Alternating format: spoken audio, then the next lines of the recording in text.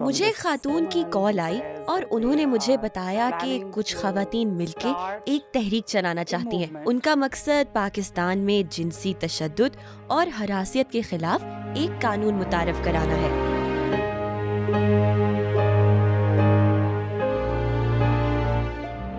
کیسا آغاز تھا، بے صدا ساز تھا اس سفر کا، مگر میں اکیلی نہ تھی، خواب آنکھوں میں تھے، سہمے سہمے ہوئے تھا جنوں ہم سفر، میں اکیلی نہ تھی۔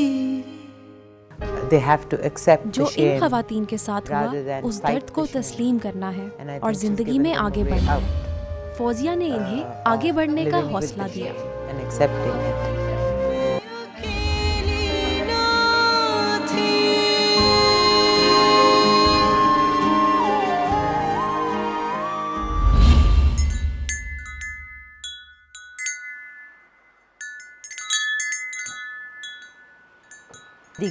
باوقار زندگی کا حصول ہمارے گھروں میں، کام کاج کرنے کی جگہوں پر، اور پھر میری اپنی زندگی کا تجربہ، اس ساری تحریک کا خیال یہیں سے آیا۔ اور جب میں نے دوسرے لوگوں سے بات کی تو بہت ہی آسان تھا، کیونکہ سب لوگ جو ہیں جڑتے گئے اور سب نے کہا ہاں ہاں یہی تو روزمرہ کا مسئلہ ہے۔ میں اقوام متحدہ کے لیے کام کر رہی تھی، اور یہ ایک ایسی نوکری ہے جس کا لوگ خواب دیکھتے ہیں۔ تب مجھے یہ اندازہ ہوا کہ میری نوکری کے خوشگوار تجربے کے ساتھ ساتھ ایک تجربہ اور بھی تھا، اور وہ پریشان کن حد تک تکلیف دہ تھا۔ ہراسیت ایک کولیگ کی طرف سے، اصل میں تو وہ زیادہ تھی، لیکن ان میں سے ایک کولیگ نے بہت ہی میری جان کھائی ہوئی تھی۔ مجھے 3 سال لگ گئے، بولنے کا فیصلہ کیا۔ جب میں نے آواز اٹھائی تو دھیرے دھیرے یہ بات پھیلی، اور پتہ چلا کہ دفتر میں تمام خواتین کو یہی پریشانی تھی۔ ہم میں سے 11 عورتوں نے فیصلہ کیا کہ ہم نے اس کولیگ کے خلاف جنسی ہراسیت کا کیس دائر کرنا ہے۔ فوزیہ جب UN میں یہ کیس لڑ رہی تھی تو وہ وقت ہم سب کے لیے بہت مشکل تھا۔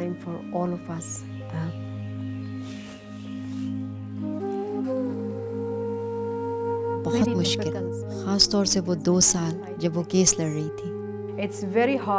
جب خواتین کو یہ کہا جائے کہ انہی کے لباس یا ان کی کسی بات کی وجہ سے ایسا ہوا، تو اس طرح کی کسی بھی چیز کا سامنا کرنا بہت مشکل ہے۔ جب ہم اس کاز کو لے کے چلے کہ اس کے لیے کچھ ہونا چاہیے، تو پھر لوگوں نے ہمیں جوائن ان کرنا شروع کر دیا، اس کی اویئرنیس لوگوں کو آنی شروع ہو گئی۔ نہیں، میں گھر سے کام کے لیے نکلتی ہوں، اپنا ہنر بیچنے کے لیے نکلتی ہوں، اپنی رسپیکٹ بیچنے کے لیے نہیں نکلتی۔ ہاں، یہ آپ کے ساتھ نہیں ہونا چاہیے، لیکن اس کا کوئی حل نہیں ہے، اور اگر آپ کے ساتھ ایسا ہو جائے تو آپ کیا کریں گے؟ اور میرے خیال میں یہ زبردست تحریک آپ کو اس مسئلے کا حل دیتی ہے۔ ہم نے آشا کے قوانین اور ضوابط پہلے سے ہی طے کر لیے تھے۔ یہ نہ تو بہت بیوروکریٹک تھے اور نہ ہی بہت کمزور تھے کہ کوئی معیار ہی نہ ہو۔ یہ رجسٹرڈ نہیں تھی، اس کا کوئی بینک اکاؤنٹ نہیں تھا۔ یہ ایک مقامی رضاکارانہ انتظام تھا جس میں ہم سب برابر تھے، مگر ہماری ذمہ داریاں بہت واضح تھیں۔ آشا بطور تحریک بڑے تحمل اور ثابت قدمی کے ساتھ نجی سے حکومتی سطح تک گئی، اور یہ دوسروں کی طرح حکومت پر تنقید کرنے یا احتجاج کرنے کے بجائے سب کو ساتھ لے کر چلی تھی، تاکہ مل کر مسئلے کا ایک حقیقی اور پختہ حل تلاش کیا جا سکے۔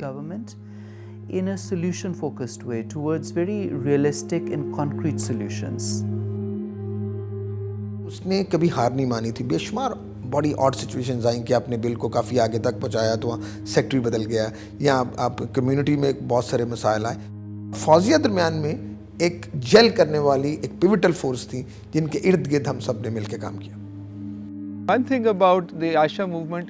آشا تحریک کے بارے میں ایک چیز یہ ہے کہ یہ کسی کے خلاف نہیں بنائی گئی تھی. یہ کبھی بھی متنازع نہیں تھی. یہ مددگار اور حوصلہ بڑھانے والی تحریک تھی. لوگ کبھی بھی اس سے خوفزدہ نہیں ہوئے بلکہ اس کے مددگار بنتے گئے.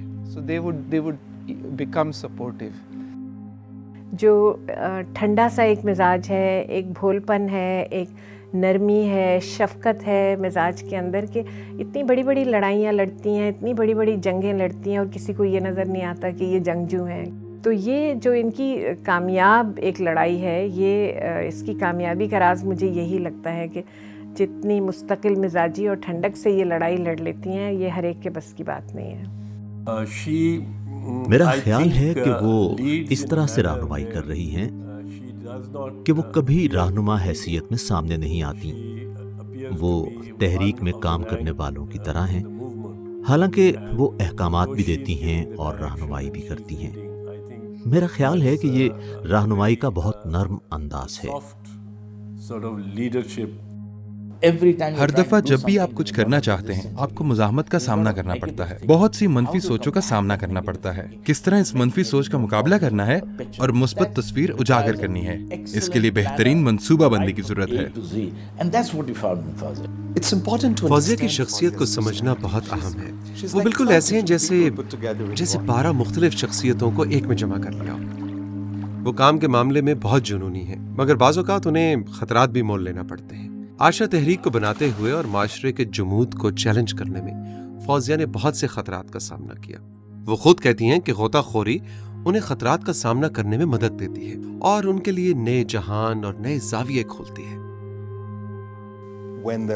اگر کہیں مشکلات ہوں یا کوئی مسئلہ ہو تو فوزیہ کو یقین ہوتا ہے کہ وہ ختم ہو جائے گا, اور یا کبھی ان کا کوئی کام ٹھیک نہ ہو رہا ہو تو بھی میں نے انہیں کبھی پریشان نہیں دیکھا.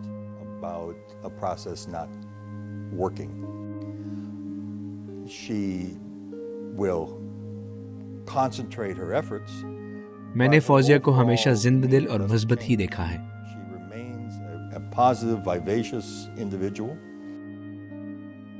فوزیہ بہت پازیٹیو انسان ہے. جب یہ کیس ختم ہوا تو اس نے سوچنا شروع کیا کہ میں ایسا کیا کروں کہ دوسری عورتوں کو ایسے حالات سے نہ گزرنا پڑے جن سے وہ گزری تھی.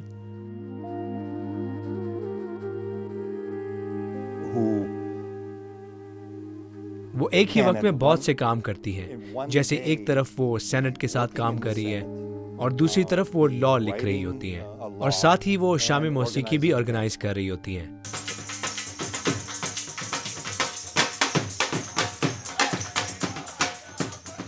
جب میں دوسرے لوگوں کے ساتھ ناچتی ہوں تو میرا ان کے ساتھ کنیکشن بنتا ہے اور اس لمحے کو جینا مجھے بہت اچھا لگتا ہے.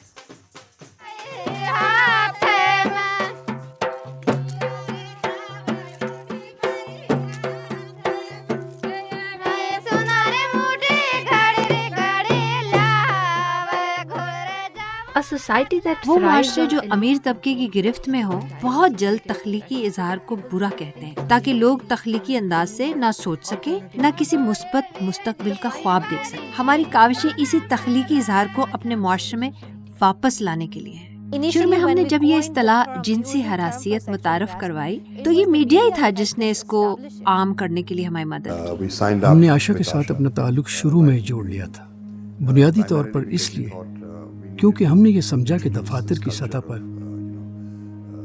خواتین کے ساتھ جنسی ہراسیت کے معاملے کو بالکل بھی برداشت نہیں کرنا چاہیے. اگر عورت مرد ساتھ کام کریں گے تو اس قسم کی چیزیں ہوں گی, ان میں یقین نہیں رکھتی, کیونکہ میں یہ سمجھتی ہوں کہ جو ذہنی ایک پرابلمز ہیں یا کرمنل مائنڈڈ لوگ ہیں وہ کہیں بھی گند کریں گے. بہت سارے لوگوں کی آزادی روکنا اس وجہ سے کہ 2-3 برے لوگ ہیں, یہ ٹھیک بات نہیں ہے.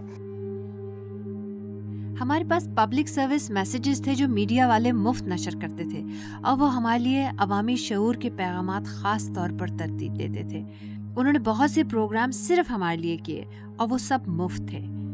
ہم نے 10 سال میں میڈیا کیمپین پر کوئی پیسے خرچ نہیں کیے. میرے خیال میں یہ بہت دلچسپ ہے کہ لوگوں کو مزاح کے انداز میں بتایا جائے، لہٰذا ہم نے یہ کارٹونز بنائے۔ گھورن چٹو کا کام ہے آتی جاتی عورتوں کو تاڑنا۔ یہ آپ کو کہیں بھی مل جائیں گے، مگر بس سٹاپ، مارکیٹیں اور پر ہجوم بازار ان کے خاص ٹھکانے ہیں۔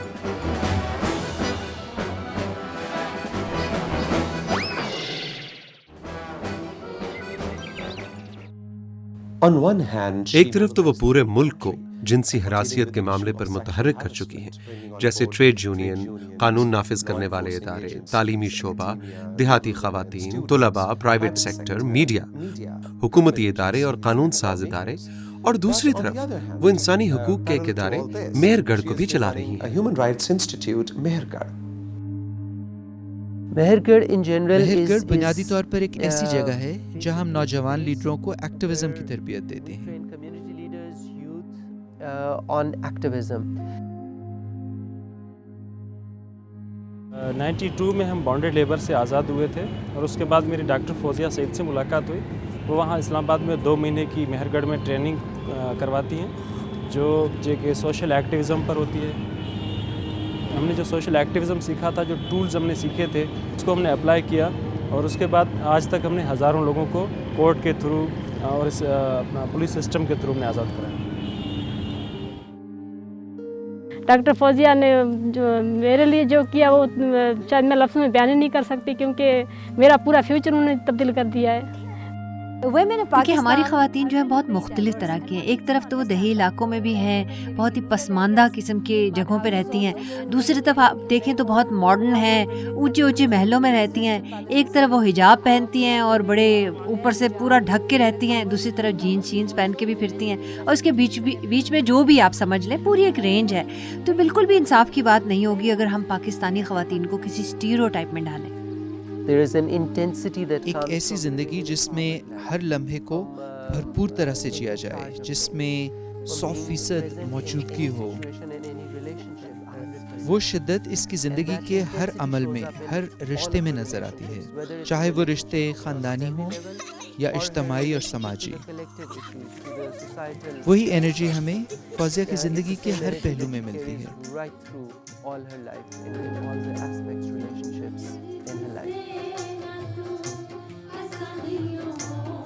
اپنی تحقیق کے ذریعے فوزیہ نے عورتوں کی بدنامی سے متعلق بھی بہت کچھ کھول کر بیان کیا ہے۔ ان کی کتابوں کے شائقین بہت زیادہ ہیں، جن میں نوجوان بھی شامل ہیں۔ اپنی کتاب فورگاٹن فیسز میں وہ تھیٹر میں فوک گانے والی عورتوں کی مشکلات کے بارے میں لکھتی ہیں۔ بھیڑ کی کھال میں فوزیہ کی اپنی کہانی ہے۔ اس کتاب میں نہ صرف انہوں نے بیان کیا کہ انہوں نے یہ سب کچھ کس طرح برداشت کیا، بلکہ وہ یہ بھی بتاتی ہیں کہ انہوں نے کس طرح جنسی ہراسیت کا مقابلہ کیا۔ ان کی کتاب کلنک میری پسندیدہ ہے، جس کا ترجمہ 5 مختلف زبانوں میں ہو چکا ہے۔ یہ کتاب اچھی اور بری عورت کی تفریق پر سوال اٹھاتی ہے۔ میرا خیال ہے کہ ان کی اصل وجہ شہرت ان کی کتاب کلنک ہے، جو ضلع لاہور کی رقاصاؤں اور طوائفوں کی خفیہ زندگی کو کھول کر بیان کرتی ہے۔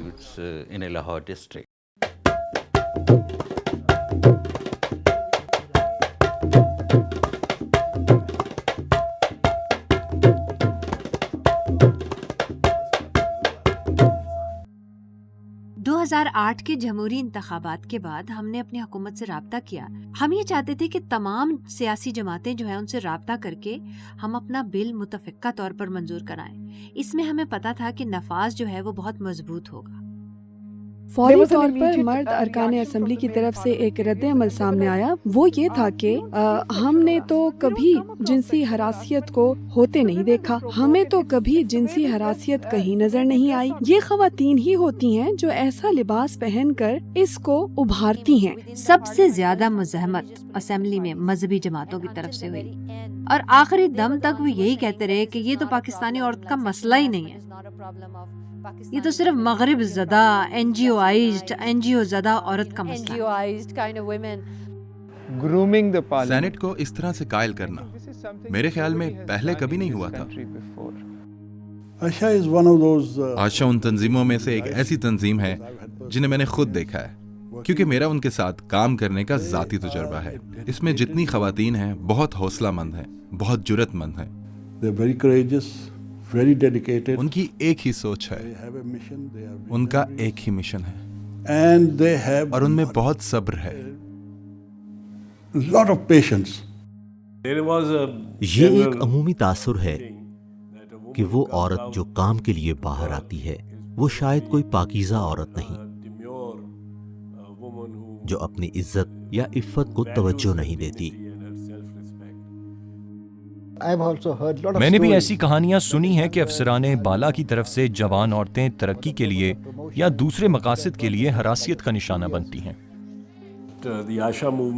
آشا تحریک اس قانون میں تبدیلی کی وجہ بنی۔ یہ تاریخ ساز لمحہ تھا اور بہت واضح بے باک وارننگ تھی تمام مردوں کے لیے، مردوں کے زیر اثر ایک پدر سری نظام میں۔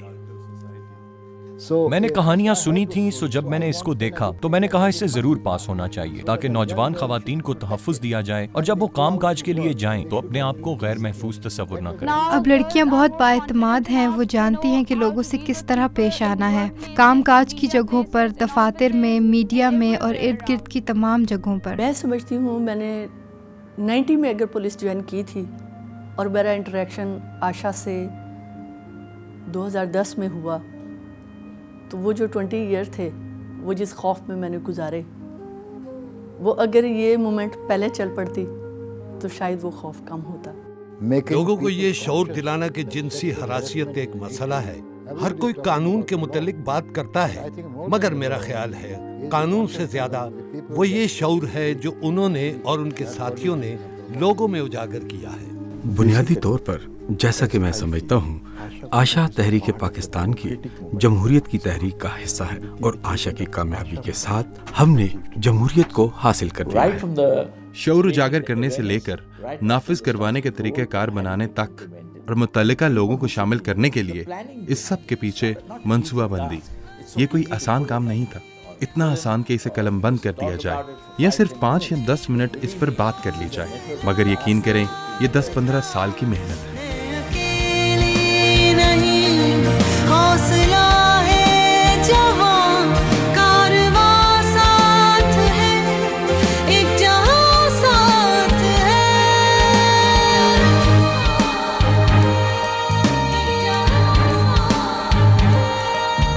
ایک جہاں ساتھ ہے، کارواں ساتھ ہے، ایک جہاں ساتھ ہے، کارواں ساتھ ہے۔ یہ منتقل کر دیا گیا ہے کہ پاکستان کا ضابطۂ تعزیرات 1860 اور ضابطۂ فوجداری 1898 فوجداری ترمیمی بل 2009 کو ملا کر پاس کر دیا گیا ہے۔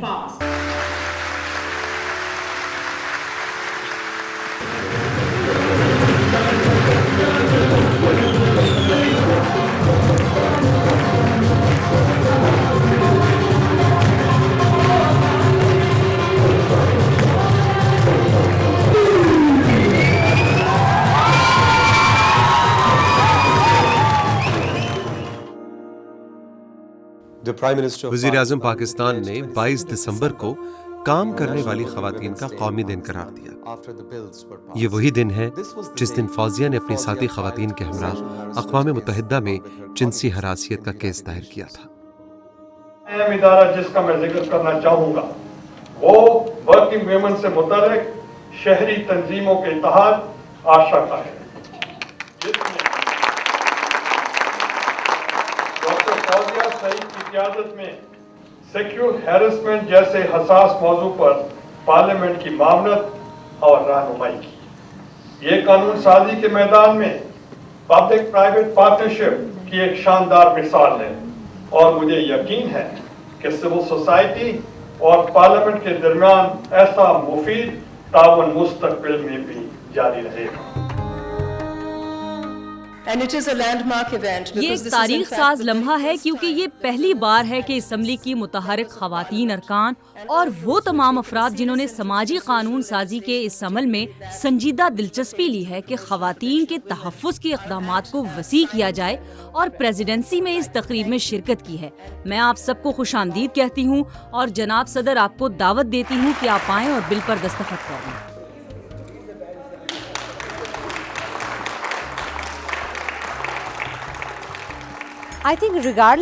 باوجود اس کے کہ کیا حالات رہے، اگر ہم کہیں پہنچنا چاہتے ہیں تو ہم وہاں پہنچتے ہیں۔ ہم کیسے پہنچتے ہیں، کیا اسٹریٹجیز ہوتی ہیں، وہ ایک الگ بات ہے، مجھے بہت یقین تھا کہ ہم وہاں پہنچیں گے، اپنے بل پاس کروائیں گے۔ مجھے نہیں معلوم تھا کہ اس کو 10 سال لگ جائیں گے، لیکن اگر 50 سال بھی لگتے تو میں تیار تھی۔